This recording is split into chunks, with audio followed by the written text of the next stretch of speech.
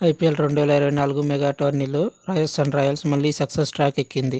శనివారం రాత్రి పంజాబ్ కింగ్స్తో జరిగిన మ్యాచ్లో సంజు శాంసన్ 3 వికెట్ల తేడాతో విజయం సాధించింది. టాస్ ఓడి మొదట బ్యాటింగ్కు దిగిన పంజాబ్ కింగ్స్ 20 ఓవర్లలో 8 వికెట్ల నష్టానికి 147 పరుగులు చేసి స్వల్ప లక్ష్యమైన ఛేదనలో రాజస్థాన్ తడబడింది. టాప్ ఆర్డర్ బ్యాటర్లు విఫలమయ్యారు. చివరి ఓవర్ల వరకు ఎంతో ఉత్కంఠంగా జరిగిన ఈ మ్యాచ్లో పంజాబ్ కింగ్స్ గెలిచేలా కనిపించింది. యశస్వి 39, హిట్మేయర్ 27, తనీష్ 24, పరాగ్ 23 రాణించడంతో ఒక బంతి ఉండగానే ఆర్ఆర్ విజయం సాధించింది. ముఖ్యంగా ఆఖరి ఓవర్లో హిట్మేయర్ 6-4 కొట్టడంతో పంజాబ్ కు మళ్లీ నిరాశ తప్పలేదు. విజయంతో రాజస్థాన్ రాయల్స్ అగ్రస్థానం మరింత పటిష్టంగా చేరుకుంది. పాయింట్ల పట్టికలో 10 పాయింట్లు ఆ జట్టు అగ్రస్థానంలో కొనసాగుతుంది. అంతేకాదు ప్లే ఆఫ్ దిశగా రాజస్థాన్ మరో అడుగు ముందుకేసింది. మిగిలిన 8 మ్యాచ్ల్లో 3 గెలిస్తే రాజస్థాన్ కు ప్లే ఆఫ్ స్థానం ఖాయం. అంతకు ముందు పంజాబ్ కింగ్స్ 20 ఓవర్లలో 8 వికెట్ల నష్టానికి 147 పరుగులు చేసి రాజస్థాన్ రాయల్స్ ఒక్క వికెట్ కోల్పోయి ఈ సవాల్ పూర్తి చేసింది. ఈ ఓటమి కారణంగా పోటీలో పంజాబ్ కింగ్స్ ప్లే ఆఫ్ అవకాశాలు క్లిష్టంగా మారింది. పంజాబ్ కింగ్స్ 148 పరుగుల విజయాన్ని ఛేదించేందుకు యశస్వి జైస్వాల్, తనీష్ రంగంలోకి దిగారు.